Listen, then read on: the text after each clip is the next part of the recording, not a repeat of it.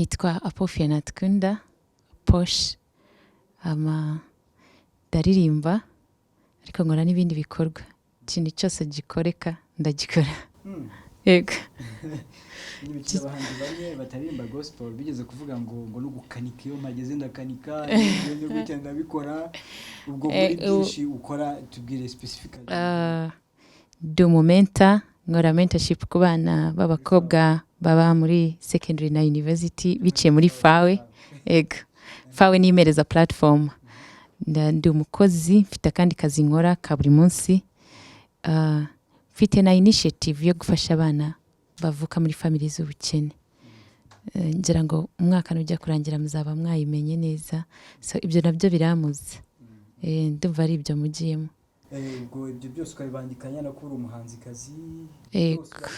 Ariko nyuma yabyo nkaririmba. Ubwo ni muri kagaye ko kuruhuka se?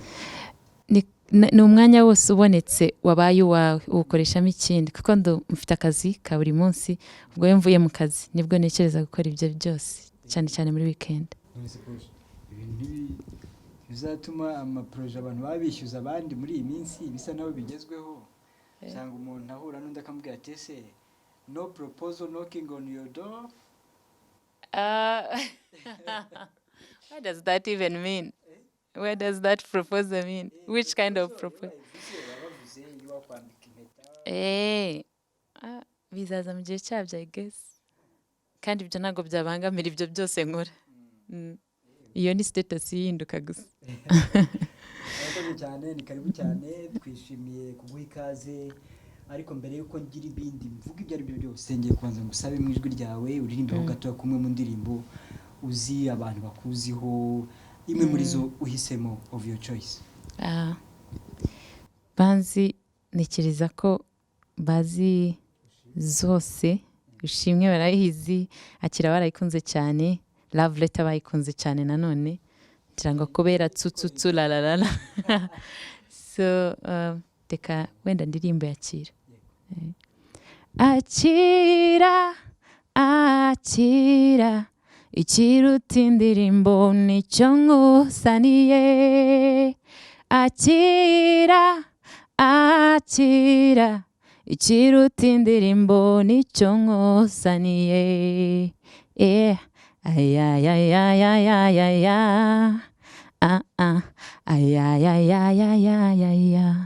Thank you so much. Ubu ni umwaka wa kangahe uri mu muziki? Buriya wa kabiri. Wa kabiri. Yego. Mu myaka ibiri video ni nkenye? 5. Mu myaka ibiri video 5 na audio 6. Audio 6 kandi ibyo byose ukabikora njye mbibara ko wakoze cyane. Yego, njye numva ingufu mba nazitanze. Korali y'abantu 70 ariko nta video enye bafite, barahari benshi duhura nabo. Twabwe tutisi bimeze bitukabura n'ikintu kina mu kiganiro. Kuwaje rero. Thank you. Kuwaje ariko ugeze hano umuntu wagize ikindi gihangano kira hanze. Icyo gihangano ni iki? Ni indirimbo yitwa No Not One. Ntago nzi neza mu Kinyarwanda ukuntu nayita, ariko nuko yitwa mu Cyongereza. Ni indirimbo yo mu gitabo. Indirimbo yo mu gitabo yanditswe kera cyane muri za 890, ariko zira ndirimbo zo mu gitabo murazizi, zifite amavuta yazo. Nta wundi numwe. Ni nkaho wavuga ko nta wundi uretse yes. Yego. Iyo ndirimbo iza gute? Inkoraho cyane. Hari indirimbo zo mu gitabo zifite ubusobanuro bwinshi kuri njye, cyane cyane yo hari situation urimo gucamo. Noneho nuko iyo ndirimbo yaje nkunda kuyiririmba. Ndanayiririmba no mu kazi, ndakunda kuyikoresha mu gitondo tugiye gusenga. Hari ikintu ivuze cyane. Ndavuga kubera kitaba kuri album yanjye, kubera kitazaba muri zimwe ziri kuri album, ko indirimbo nkunda mpita numva nayi remixinga nkayishyira mu buryo bwanjye. Noneho ko ziba zararirimbwe na bari abantu kenshi n'abazungu baziririmbye, ugasanga n'abazisubiyemo mu njyana ziwabo. So numvaga nshaka kuyiririmba ko ari kivuze kuri njye, ariko nkayihereza injyana nyafrika, nkayishyiramo ikinyafrika, nkazamura ibendera rya Afrika muri iyo ndirimbo, kuko iri global ni ya twese. Urayitwegereza? Ndayibegereza. Cyane. None se akazi mwakoze na Fefe n'abandi Big Crew ngari yabafashe kugira ngo video uyu munsi tube twavuga ngo iyo video irahari yageze hanze. Ubona karagenze gute, ni hehe byageze ukabona ko hajemo kugora cyane surtout ko uri umuntu usanzwe uri busy cyane ibintu wavuze hari n'ibyo utavuze yego nago mu gihe byamvuniye cyane ko nayikoze nafashe konje mfitemo iminsi ya konje, so nago byamvuniye. Buriya video ivunana kenshi muri financial capacities.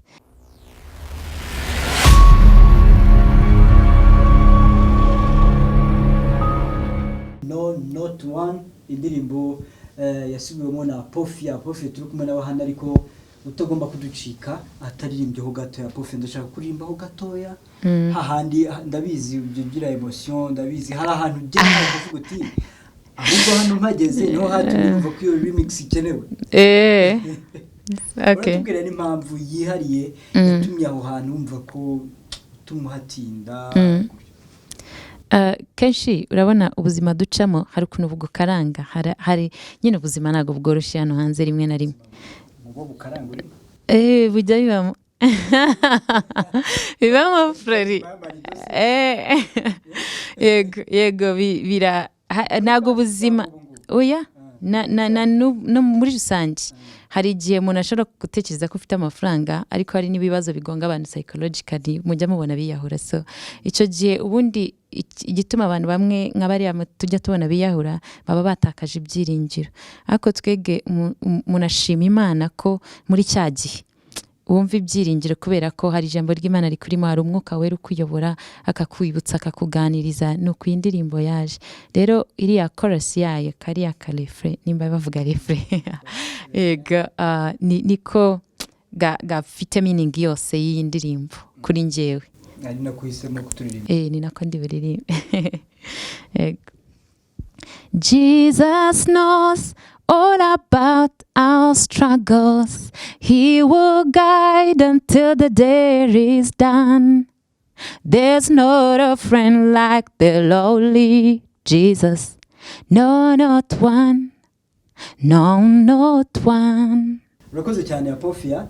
Abakozi b'ikiganiro cyacu bazagenda badusangiza uko babona bimeze, batubwira uko bayakiriye. Ndabizi umuntu welcoming new ideas. Yego.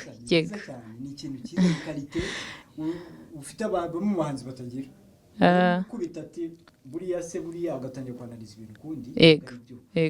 Ni byiza rero ko abakunzi b'ibihangano bya gospel, abakunzi b'umusaraba muri rusange, abakunzi ba Apofia by'umwihariko, abumvijwe n'abandi bo baguha ibitekerezo mbere yuko oya ntago bari babizi, bose barabizi ko nkunda ikintu kirimo Africanism. So barabishimye ibyo nakoze, bazi ko n'uwo murongo wanje nyine.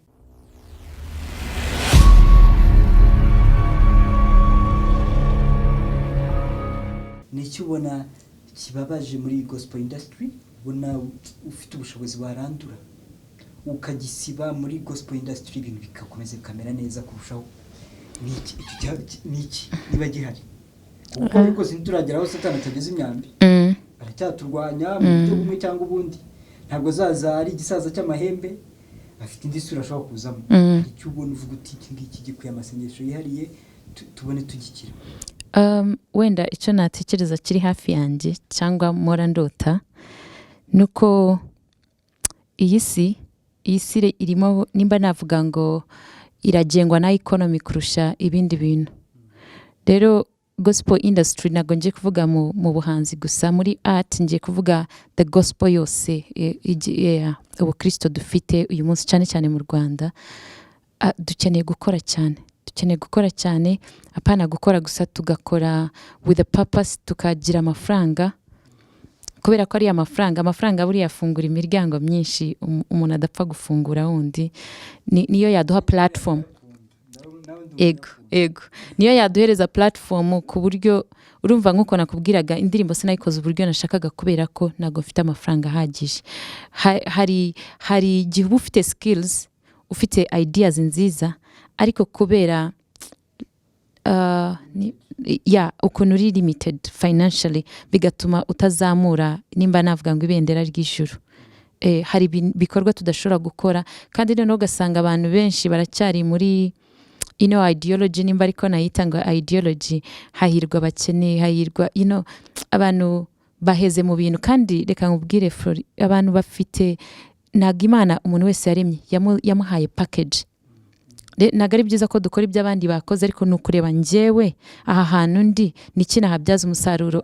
Yego amahirwe, kubera ko Imana yaremye umuntu yamaze kumushyiraho amahirwe, tugafunguka amaso tugatekereza, usanga principles z'ubwami bw'Imana bw'abana b'Imana zirakoreshwa n'abantu bo muri secular, bagakora cyane bakawininga bagatera imbere, kubera ko they understand z'ubwami, bakoresha values z'ubwami, bakoresha principles z'ubwami bakagera kuri, kubera ko Imana yo yadusezeranije ko izahereza umugisha imirimo y'amaboko yacu. So iyo bakoze muri iyo line, Imana irabahereza umugisha, kuko nago yisubiraho ngo kubera ko abantu batanyubaha cyangwa mu bundi buryo. Ugasanga noneho bo bya bindi basaruyemo babikoresheje mu kuyobya abantu, mu kubatwara mu isi nyine itari y'ubumana. So numva ko twebwe abana b'Imana we need to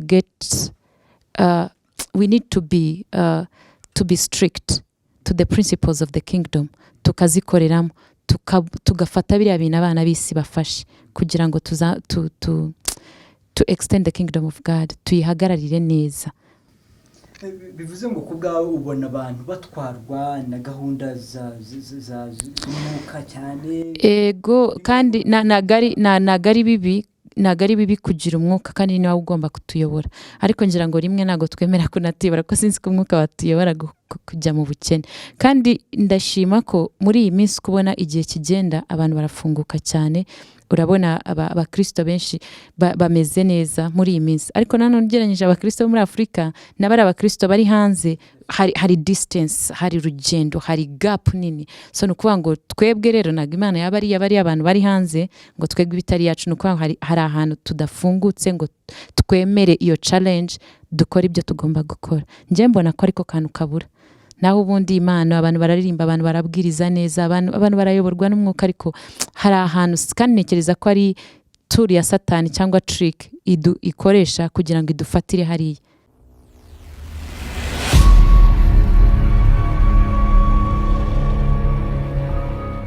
Ndashaka umbwira ikintu ubona cyiza, uti iki kintu buriya kibonetse no muri biriya bitaramo, ni ikintu cyiza nyine ubona kiri very positive, bifuza ko kubwawe uba wumva cyateza imbere gospel industry, wenda ubona kitaragera ku rwego rwiza, uvuga uti iki ngiki kabisa. Icyo kintu cyenda kiri actually related n'ibyo nari maze kuvuga byo kugira ubushobozi financially. Gospel yacu iracyaburamo imbaraga ziri financial. So ibitaramo biraza, ariko ukabona setting dukoze, sounding dukoze, like nago biryoshye, kubera ko hari limitations z'abahanzi. Umuntu arimenamo amafaranga, biri too much, kuko buri umuhanzi aba ari product ku giti cye, noneho product irimo iricuruza, nimba ariko nabyita. Rero tubaye dufite funds, tuvuge nko mu muziki wagera kure, ari ivugabutumwa ryagera kure. So turabura bari abantu baza bakamenamo funds muri gospel industry, kandi abantu bazimenamo urumva bagomba kuba understanding icyo gospel aricyo n'icyo ba targeting mu bwami bw'Imana bigomba kugera, urumva n'ubundi bigomba gukorwa n'abantu bari muri gospel industry. So navuga ko aricyo kintu kikibura.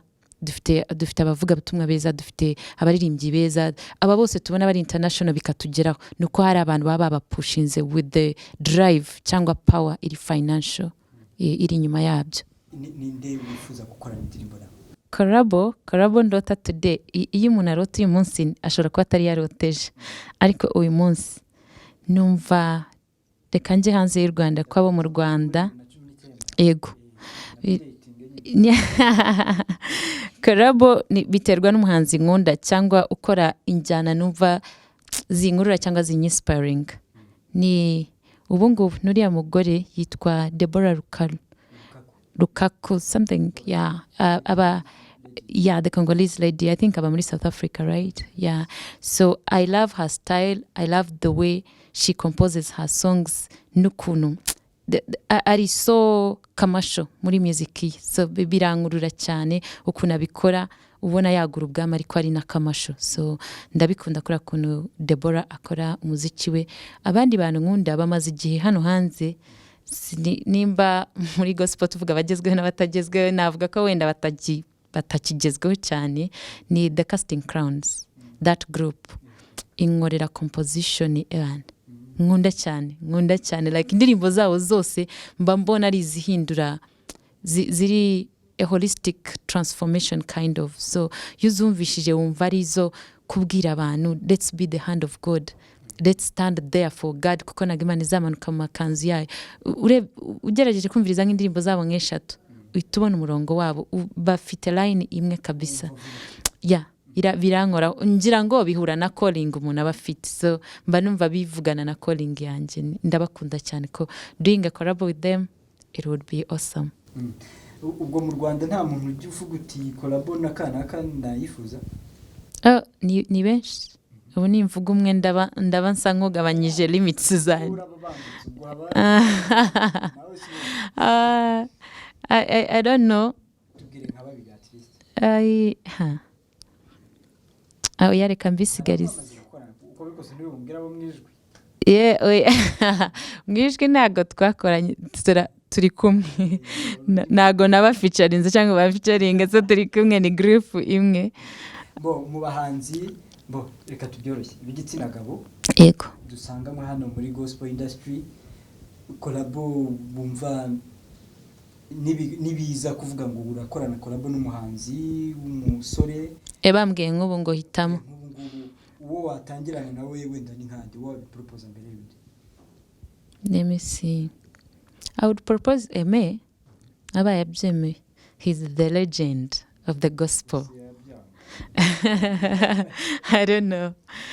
So among the ladies, I would propose two. I think I would propose Gabi and I would still propose Tonzi. Nubwo turi kumwe mwijwi, but I would propose her nka Tonzi ku giti cye. Yego. Birabaye bakoze cyane, Imana igumugisha.